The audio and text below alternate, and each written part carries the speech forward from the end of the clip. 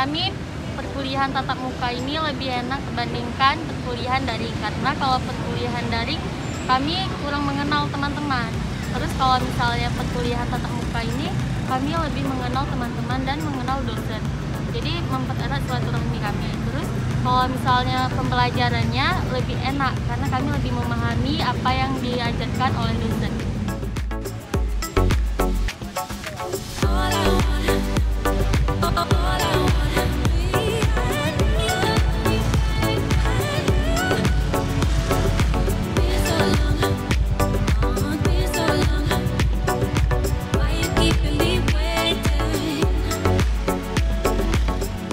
Senang karena materinya lebih mudah dicerna daripada kuliah pada saat daring. Begitu sih.